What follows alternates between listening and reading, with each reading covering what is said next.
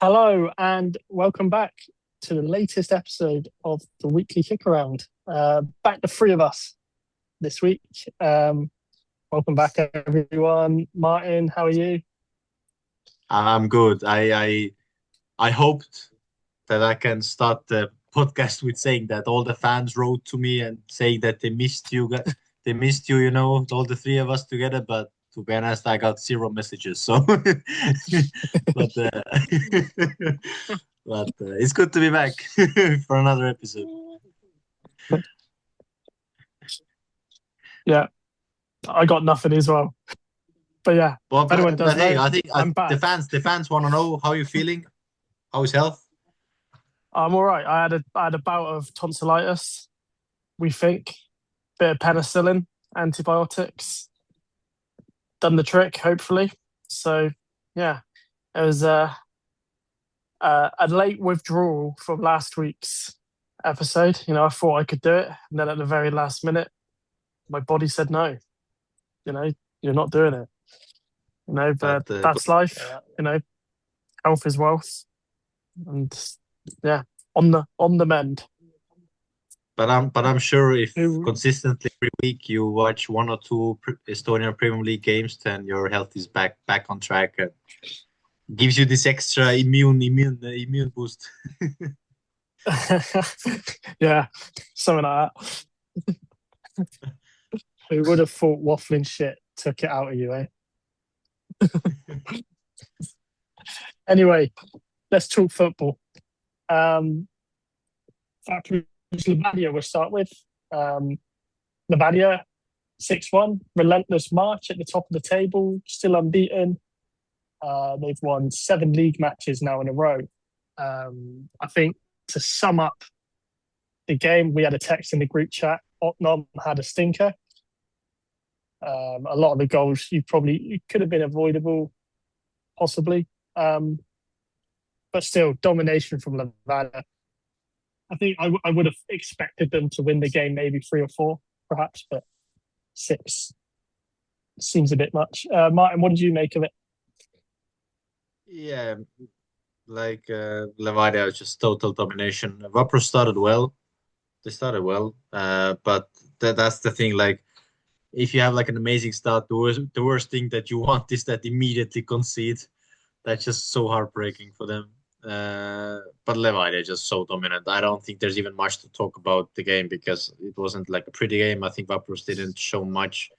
They did have a couple of actually Lepik had a couple of decent chances in the second half. Well, Pajo put like a good through ball, but overall Levadia is so good. Levadia did make like one change. I even put in the group chat that even though Sahovaika doesn't really rotate, but Skortsov was on the bench, Otto was starting, and but yeah, I think it doesn't matter who you put in the lineup at the moment. Levadia will dominate any game. One thing I want to touch on, you talking about the squad selection, is Yao Pedro, who a couple of years ago, there was that thing, he's the best player in the league and all this. And it seems now he's struggling to get a game. He seems to just be coming on for brief cameos. Um, what do you make of that? Is there much to look into that, or is it just the strength in depth that Levadia have? I think it's funny that you mentioned him. I think he's so good. I still think that if he's in form, he's like for me, he's like the best player in the league. And even when I was playing for Vaprus, then every time we played against Levadia, then we all were mostly talking. We didn't talk about Ainsalu or players like that. We spoke about Joe Pedro, how influential he is and how good he is and how we need to stop this guy. But I think Sahovaiko as well. Obviously, I think he trusts more Estonians and he wants to play more like Estonian guys, which I think is good. And Joe Pedro also had an injury at the start of the season, so if the team is playing well, scoring goals, winning games, then there's no reason to switch out Rosnup or Skorsov or Ainsalu or Dambedu or whatever. So it's for Joao Pedro as well. Like if all the players are scoring, then what can you do? How scary is Levadia's attacking depth, though? Tambadu scored again. Uh, he's now scored in 10 games out of the 13 games he's played in. And what a goal Wendell as scored well. I think it wasn't an easy goal. Like he just chested it and then immediately one timed it. So I think it was even a very good technical goal. I want to bring up the goalkeeper's saves on that in a bit. Okay, you can't. Yeah, I know, in a, I know, but you can't really blame on that goal. I mean, that was like a very I think. sharp one. Mm, okay. Uh, No man, Tampere no man, scored. I got you, bro. Wendell scored twice. He missed the start of the season with an injury. Then he's now coming in scoring goals. João Pedro, just mentioned him. He scored. Skvortsov was rested, and didn't really make a difference that he wasn't playing. And Salu controlled the game in midfield. You know, going forward now into the second half of the season, how terrifying is it for the other teams seeing how devastating this Levadia attack can be? I think Skvortsov maybe also was rested because he played in the under-19 final. Maybe that was also a reason, but yeah, I think it's. They also have like, I think Girs hasn't even had like a game pretty much. He's even unused. They had this Gablik maybe, or I don't know. They still have like depth. Maybe they're not so influential players now, but yeah, just it is good. I think they have good depth. Not massive though, because I know like Sakarliuka is injured in midfield. And if you look at the like, still for me like the fullback area, Livak is not actually a defender, and Salista, if one of them gets injured, then there actually really is no proper backup. So like you can still find spots where they are not as strong, but if everyone is fit, then you have no problem. Who needs defenders though when you're offensively Score dominant? 6 a game. That's true. Can I quickly bring up the goalkeeping before we move on? So I feel I played as a goalkeeper. I obviously never played to the level of this. Just played recreationally. So from me playing as an amateur goalkeeper, I feel like Num was at fault for 3 goals. First one, obvious one is Livak's goal. Obviously his poor misjudgment, whatever. Tambadu's goal, I feel like he should have done better on, despite the technical brilliance of Tambadu. And I feel like Ansalu's goal as well, the screamer from outside the box, I feel like he had a bit of a weak hand on it. So I don't really feel like it was his best performance. And it's not hate on him, because I feel like he is one of the best in the league. I just feel like, the scoreline could have been different if he. But then that's football, isn't it? Oranges and lemons. It's how it goes sometimes. No, let's be honest. Obviously, it's I agree with you. I think he definitely didn't have a good game, and like this is our that's the reality of our sport as well. You are in the limelight, you get often you get praised because you play good, but listen, if you don't play well, then people see it, and it's live streamed. And yeah, we are fair enough to say that he or maybe even some other guys didn't have a good game. So yeah, unfortunately, I have to agree with you. but Before we but move on, I just on the positive side, maybe I want to say the Kapper is back. He had this rib injury or whatever it like specifically was. He was back, so it's good to see him. He got an assist as well for Lepic, but I didn't even maybe Lepic didn't even realize that he like hit the ball. It didn't seem like a shot, but you see, my thing was it was a smart finish. That's what I wrote down in my notes. Smart finish. He knew he's a striker. He knows what he's doing. Before we move on, I just want yes or no from both of you. Will Levadia go unbeaten? Yes. I will say yes as well. I just want Okay. to just say I don't want to drag this out, but it just very quickly, based on where we're at now, we spoke about it earlier of the season with Cal Yu doing it and all this stuff, but based on where we're at now, the levels is like Levadia are up here and everyone else are down here. Like I feel like if you Levadia could just walk away with it now, no problem. Based on Yeah, right now. I mean, at the start of the season they weren't that dominant. So, but I think that they're the only team in the league that has gotten better and better. I think because I don't see any other team that hasn't managed to do it.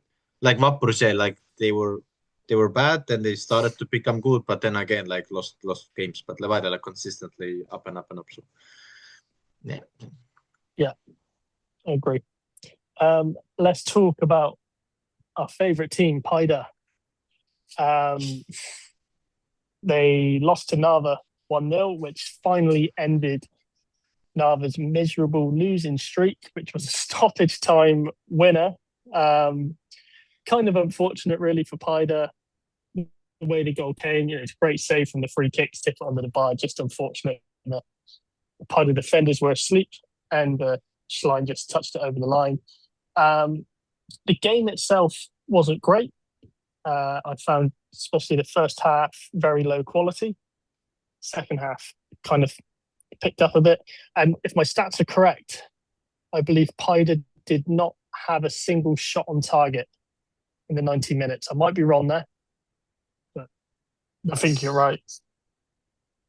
That's what I've got from that. Martin, obviously Paida, they just lost in the cup final as well, 5-1 to Flora. They ousted the Shilev for certain reasons. The Tamo Kink show isn't exactly working either. Could you get Jose Mourinho in there and could he turn Paida around, or do you think it's something different? I feel like there's like a okay to answer your question. Then I do believe Jose Mourinho can take Paida to the title. Like you're asking this from a Chelsea fan, and I believe in Mourinho. But no, but I think there's like a more. I think there's a deep problem going on there. I have no maybe psychological. For me, if I look from the outside, maybe the transfers in or like all the transfer policy, it isn't surrounded, but the mission isn't to win the title. I think it like the club says that it is, but I don't think it is. I think it's just to make profit. I think just to sign those good maybe African guys, maybe to get them away for those Estonian guys, have managed to make some sales. But the team isn't built up with actually winning because a good example is with Levadia. Ainsalu had an offer to leave, and Ainsalu back in they wanted to leave, but Levadia was, hey, we need you to win the title, we need you to stay with us. But I don't think Paide has. Okay, I know you have to draw like a line because you need to still help Estonians go abroad and make the next steps in their career. I understand that, but if losing that player will make your team so much weaker that you have no one to replace him with, then that's a problem. And I don't think they realize it. And yeah, just the way they play, it's like even, let's say okay, we talk about Narva game at the moment, but in the cup final, the pitch was so bad that it's so bad, and they tried to build up from the back, and the ball bounces a lot. To just kick the ball away. Just why take the risk? So it's just the way they approach it. It seems like so. It's not logical.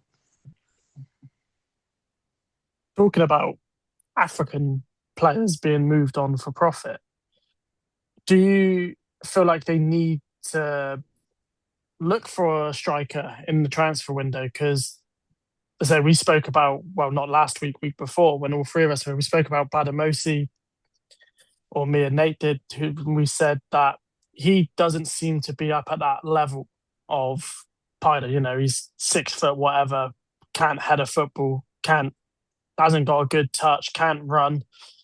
And it showed again in this game, with they're missing Anya and other attacking options. Narva's defenders, they bullied him.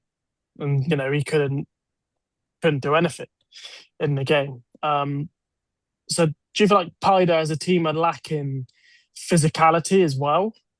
They've got these big guys in, but they don't seem to be up for Narva won through fight and desire, and they wanted it more. And as you said, the Paide guys there, they know that they're not going to be there for long. So is it just like, this is just a game of football? I don't like. I listened to the Estonian pod where Tarmo King is, and they also talked about the game. And King said as well, like, hey, like obviously the African guys are upset as well. Like some of them even cried after the cup final. Like they were just crying. So it shows that they actually like the games that they're losing. It means a lot to them. It's not just like a chance to play a couple of good games, score a couple of goals, and go away. They still like play for the club, play for the badge. Um, but yeah, I think the recruitment has been bad. I don't think I agree with you. I don't think the striker has been up to the standard that Paide deserve. But again, I have like a thought uh, with my previous idea as well that, for example, they had like this Yatta guy up front who scored so many goals.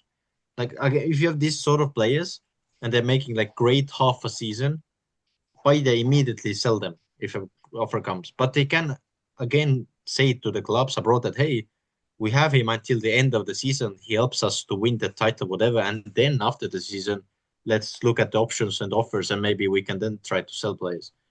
But they by the seem to do it other ways. And but yeah, I don't know. For me, like King said that the board has still fully trust in him, so I think he will see out the season uh, with Paide. Uh, one note about Paide. Um, so it's another damaging result against a struggling side, so to speak. So they've dropped points to Vapris, Temeka, Hayu, and Narva. But against a stronger team, so to speak, forget the cup game and some other stuff, they seem to compete. But the underdogs, they seem to struggle. Would you say that's kind of a mentality thing as well, or is it kind of, I don't want to say an overconfidence of expecting to win a game? Where would you see for that?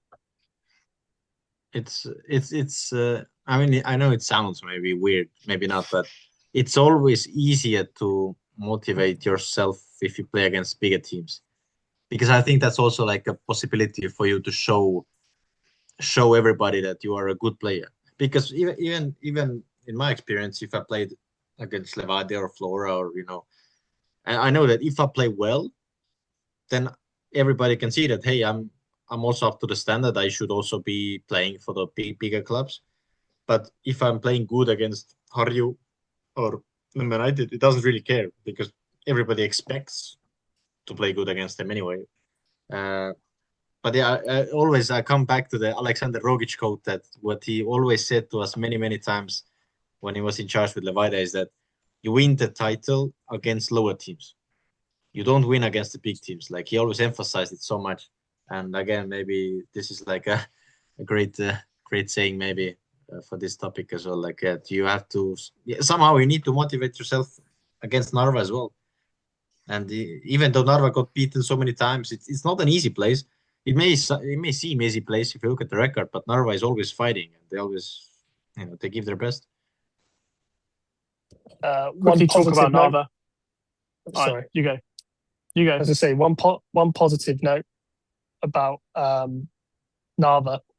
Soccernet put it as the Mark Maximkin effect.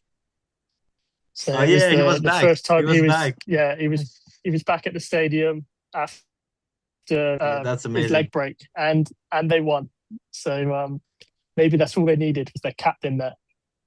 Was it really that they won with him, and then all the time he was away in the hospital, they lost every single game? I think it was. Uh, But that I know that they've lost like every game it's since he's been out. Yeah. yeah, that's like that's mad. But yeah, it's so happy to see him back. He was in the back on the stadium watching the game. It's let's hope he can recover fully, be back on the pitch.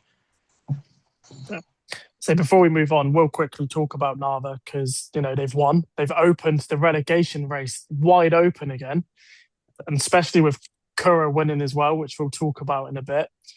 The gap is smaller. Your teams like Harju aren't looking up anymore. They're looking down. For Narva, was this a genuine improvement or Hyde being poor? And do we feel like psychologically this can help restart our season? I mean, it's an obvious answer to the second question. Yes. I think Narva. Oh, okay, there wasn't like a brilliant performance from them. Let's be honest. But they were still having more chances. Narva did have a couple of decent ones. Like even before the goal, like Gero he was wide open with the header. And then the free kick as well at the end. Like Poljako, I think. Okay, you have to train with the guy to actually understand it. You occasionally see it in the Prem as well, but this guy, in my opinion, has the best technique when it comes to striking the ball. Like the way, like if you give him the ball 10 times outside the area, for 9 times of the shots, the ball will dip. It will have proper knuckleball effect, and this was exactly what happened with the free kick as well. Like it dipped, and then like it moved so much, so it's so difficult for the goalkeeper. Uh, but yeah, Narva, like I think you could see when they scored, like however they even on the bench they came to celebrate with the team, and so this definitely gives them momentum. Let's hope they can get two more wins, and then we don't know who will get relegated. I said last week who I think. Moving on to that match, Kura versus Noma United. Kura won 2-1. So, Martin, last week you said Narva would get a result against Paide. Yeah, I did. And I said Kura would beat Noma United. So we're going to start advocating gambling. Yeah, if you're listening, just go buy a lottery ticket. yeah, just because we're experts. So yeah, Kura won 2-1, massive win. Kura, like you said, it opened it all up. I did feel both the goals that Kura scored were avoidable. Sloppy defensively, again, Martin, something you've said all season. Noma United defensively aren't great, and the amount of goals they've conceded does prove that. Again, they've scored a goal again. A stat, wasn't it? Was it the clean sheet one? Did I say that last week, or was that for this one? No, I think for this one. Yeah, so Noma United haven't kept clean sheet in the Premium Liiga since week 3 of the 2024 season, which was a 0-0 draw against Noma Kalju. That's mad. Was it a home game? Yeah.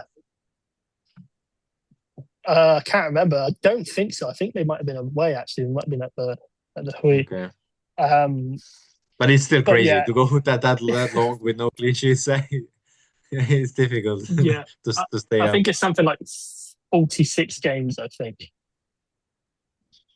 Which is just mad. Yeah. But yeah, big win for Kura.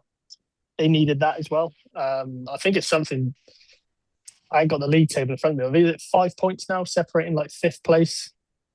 So you got Narva on bottom on 9, and then you've got Kura 12, Noma United 13, and then Vapras, Temeka, Harju all on 16. So it's it opens it up right up. I will add on to what I said last week. I do think Noma United will probably be that team that finishes bottom. That's a bold claim. I obviously there's so early to even make any judgments. I think Kuressaare will, I know. I don't remember what I predicted. I predicted Narva 4th. Yeah, I just want to say you're saying it's too early to make a bold claim, but last year you were saying Harju all season. Yeah, but hey, Dario is only 7 points clear at the moment, so it's pretty tight. But that's the thing. Like, okay, if you look at the table, then okay, you can see like there's some gaps, maybe like between Narva and even Harju. But give 1 or 2 games, and there's no gaps. Like, that's the beauty of our league.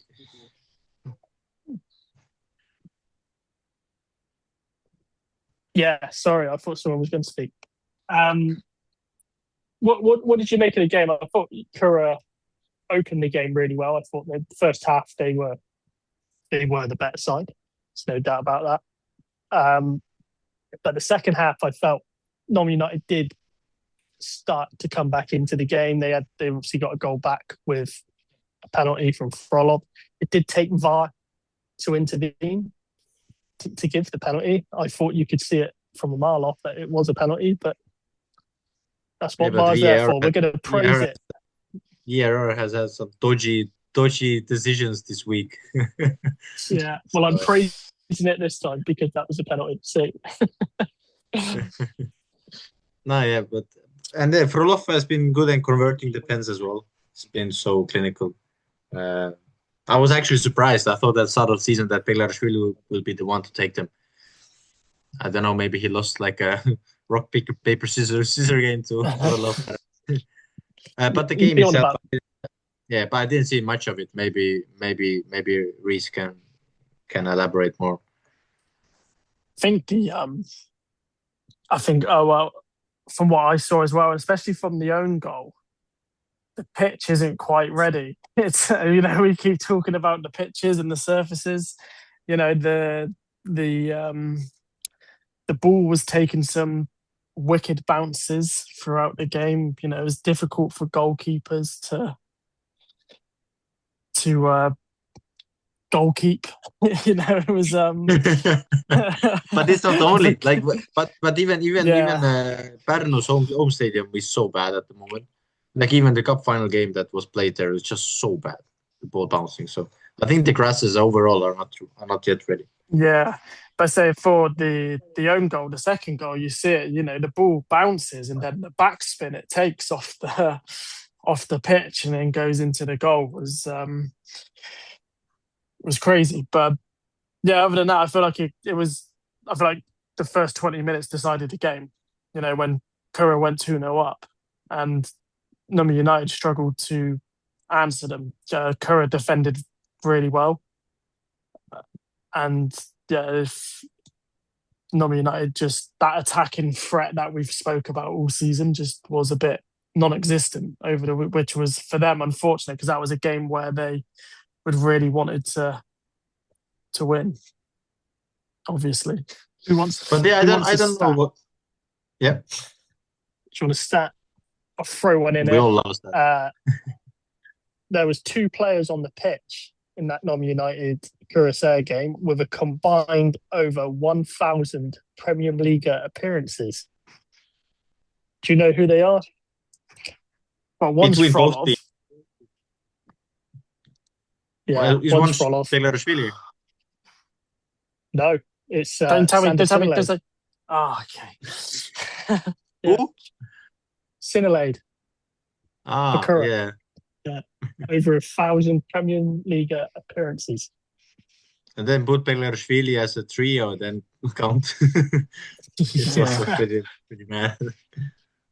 Yeah, some stat for you anyway. But yeah, hey, respect. They're in that age and their health seems, and they're like 90-minute guys as well. It's not like they come on for like last. They're like James Milner type of players, It's not like Danny Welbeck who comes on and plays last 15 minutes. It's for a lot of team like they're in good shape. Yeah. Just talk about Sinilade. I remember like the first time we did fantasy football when he played for Paida, and I had him on my team on the last match week, and he scored 2 goals that actually made me win our league.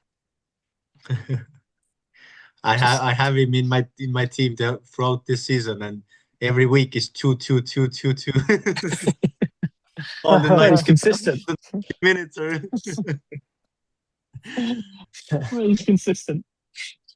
Well, that's why he's on my bench. so I'm sorry, Sinile. Yeah. um, I don't really think there's much to talk about the game. It was what it was. It's opened it up. Like we were saying, we didn't really want non-United.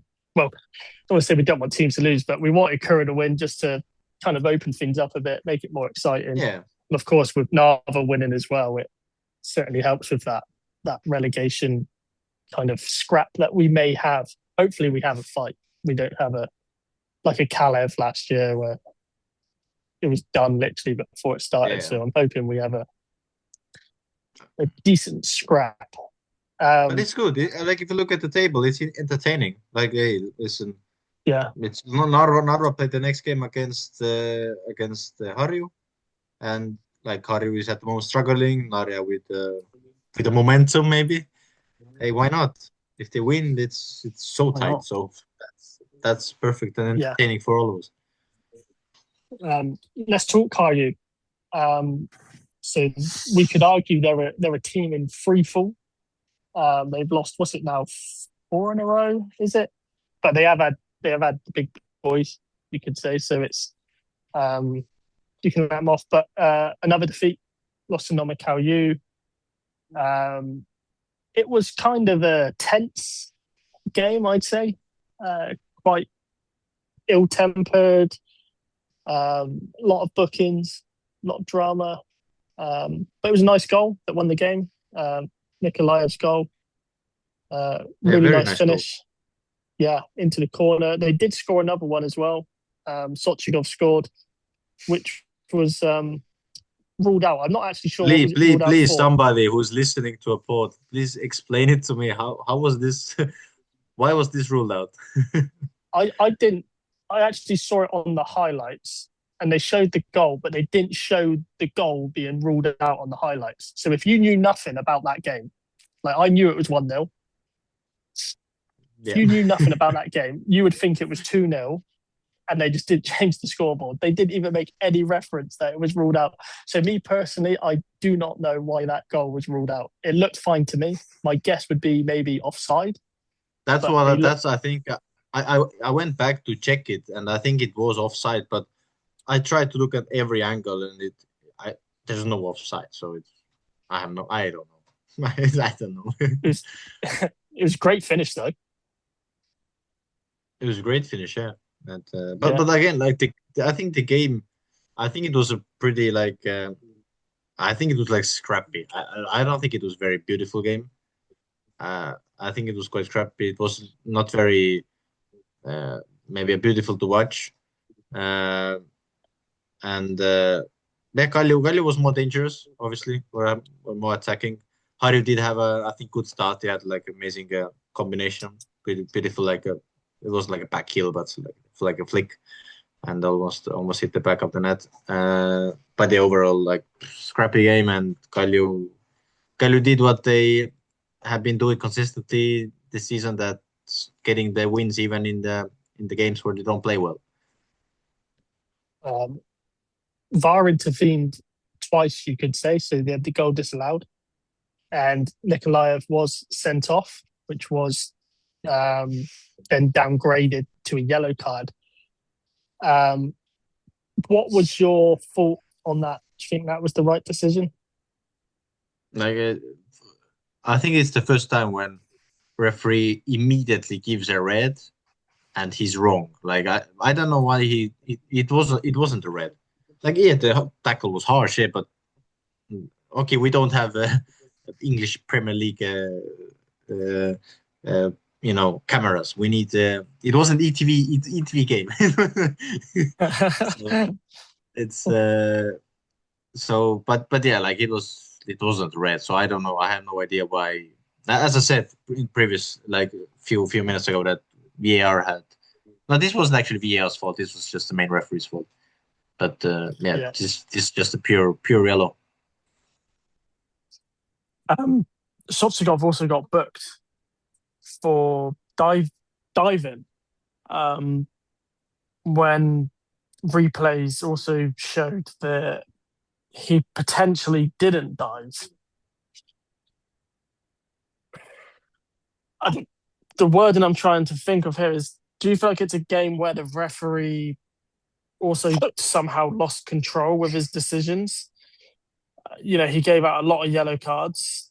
So do you feel like after like the first one, for example, that set the tone of okay, this is now a foul, whatever. Sander Sue, after the Nikolaev red card, which was overturned, he done his theatrics where he was hit in the face.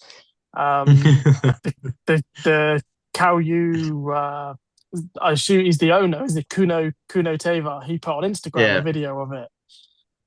Didn't translate what he said because it was in Estonian, but I think it was something on the lines of like, this guy's a clown or whatever. So it was, or like, why is no punishment for this guy, but my guy's been punished for whatever. So do you feel like the referee lost control a bit? Maybe slightly, but I think he lost because he made wrong decisions himself. Right? Because some games are difficult because like normally it's derby games, normally it's Flora versus Levadia, when it's so high tempo and everything is so fast paced and everybody's emotional. It's like Barcelona and Real Madrid back in the day, like a normal, nothing really happened, just a normal foul, but everybody's gathering, like chill scraps, and then it's difficult to manage. I think this was a game where maybe he just made wrong decisions. That's why that was difficult for him.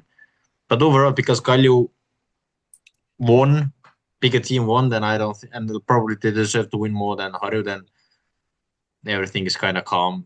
We had no reaction in the media whatsoever because we are not that sort of people that we don't, even if Kalju would have lost points and I don't know, something crazy would have happened. It's just like 1 day news for us. It's that's the reality of our media as well. Uh, but yeah, it wasn't the best performance from the referee. I agree. I'm going to say there's a lot of yellow cards. I'm going to label this the U derby. So we got Cal U and Har U. So that that that's why it's feisty affair. Bad news for Cal U. Cass come off injured. Yeah, it seemed like Yeah, really bad. yeah. So that's bad news. He's a good player, top player, key player. I'd like to add as well. Yeah. So hopefully he's not out for too long. Hopefully that's just. Hopefully it's a knock, but yeah, it does seem like a pretty nasty one. Oh, I So did, I did, we I did. send, I did message him afterwards about like how he feels, like what was really happened, and he just said like yeah he heard something like he's something maybe something bad, but then like he still was still waiting for the proper scans and everything. So yeah, just first the instinct it doesn't look good. But yeah, let's just wait for the further news. yeah. Well, we send him our best. And then Um, maybe just to quickly mention how Tuku Kõrre, he was, I think, a long time was on the bench, then got his minutes against Kuressaare, like previous game where he kept like a clean sheet and then again was back in the squad. So it's good to see that he's so and now as well because Podolusin is injured, so it's difficult. So maybe that's a chance to get in. So he has yeah, managed to take his place. yeah, good. Um, Martin. Oh, before we move to player of the week, so Flora and Temeka didn't play because of cup final or whatever it was. So only 4 games this week. That's why we're only talking about 4 games. In case someone says you forgot the other game, there wasn't another game. Okay, Martin, who is your player of the week? For me, it's quite straightforward. I will pick Ainsalu. He's just had a. I don't want to be the generic guy, but just he brought the game back to Levadia. He was involved, I think, in 3 goals, Yeah, and he played well. Like there's nothing more to add. yeah. Reece, I went a bit outside the box on this one. I've gone for a team. I've gone for Narva Oh. Trans. It's to come out. They were in the pits. They're not just they're losing. They're not just dropping points. They're losing every single game. And then it's a nice. You're coming up against Paida, who are a top 4 team on paper. And, to come away with a win, scrappy win, but a win's a win. 3 points is 3 points, no matter how you put it. Yeah, I'm really happy for him. The league needs Narva. And yeah, they get it for me. And I hope they turn it around to relegate Curacao. Yeah, should play of the should be Maximkin then. Came back and Narva won. Yeah. Yeah. Key player. I'm also going to go. I'm going to go Rasmus Saar for Curacao. I know you're giving me looks, but he defensively he was brilliant. He blocked everything. He tackled everything. Clearances. He played with high intensity throughout the game. Threw himself for everything. Part of the reason Kura walked away with 3 points. And I think it's not just his only good game. I think the last couple of games he's been really decent, starting to come out as a leader in that Kura defence. Obviously, miss it with Pajernum gone. They need something like that. And I think one is emerging in Curacao. Yeah, it's nice to have different people as opposed to the big boys. Martin, what are you looking forward to on the next match week? I'm very intrigued to see Harry versus Narva because Narva with the momentum, they maybe slightly maybe they have a smile on their face hopefully when they play, more happiness. But yeah, just as well, like as a neutral as well, I think if Narva managed to win it, I think that's what we all hope for. I think that the league is so close to them. Reece, I'm going to go Paida Curacao. Yeah, Paida lost 3 games in a row, including the cup final, 2 league defeats in a row. Curacao just ended a run of defeats with a win versus Numa United. Can Paida bounce back? Can Kura be the other underdog? David versus Goliath. When Goliath swings, David attacks. Kura gonna give him some troubles. So yeah, I think I don't think it's going to be a straightforward game at all for Paida. Yeah, fair enough. I actually think Hayu Narva as well. I think that's got potential to open it right up, especially if Narva do manage to get a win and everything else goes their way. It would be 4 points separating everyone down there if everything goes their way, which it may not, but that's got the potential. I think definitely. Again, it'd be nice to see Narva win just to keep it tight. And then if they do win, it drags Paida into the relegation battle as well. They'll only be 8 points off of it. I'm joking. Don't come after me. I want to give a quick shout out to the Estonian under-17 national team. Kicked off the Euros today.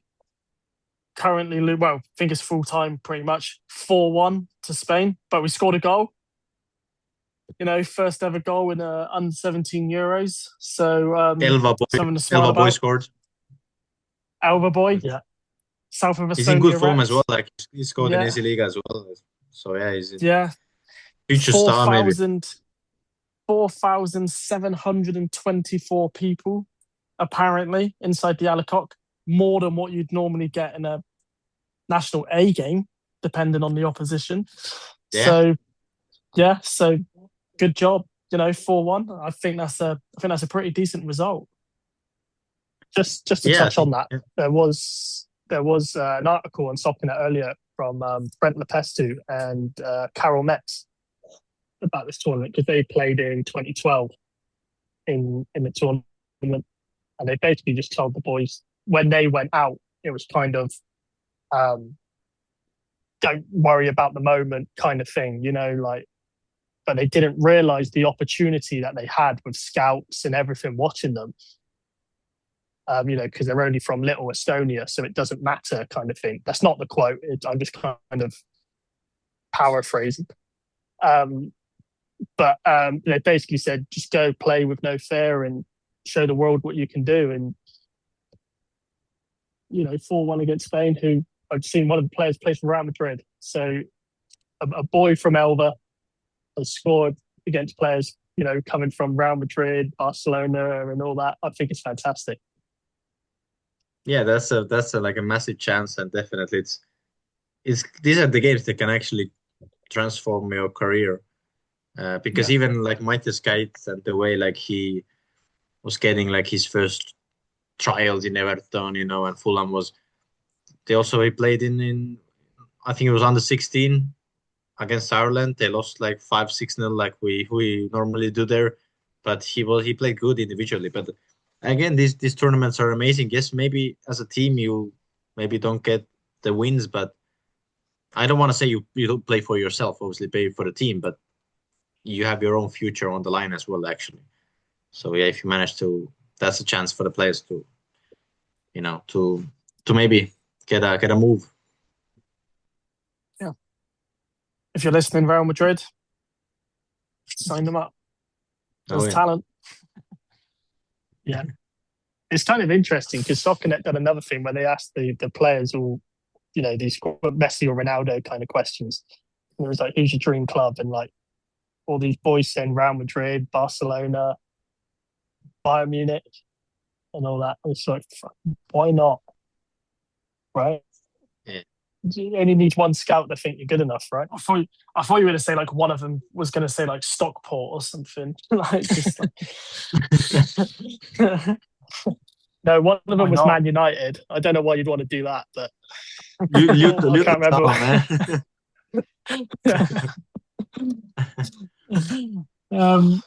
Just to round it up, Televic won. I can't remember who they played, but I know they won. I think they're up to second now, actually, in Liga B. Kalev lost to Elva 3-1. That's pretty much it. We actually spoke about Liga and Liga B last week, so yeah. Yeah, but that's enough of that. I think that's it. Yeah. Unless anyone has anything they want to add.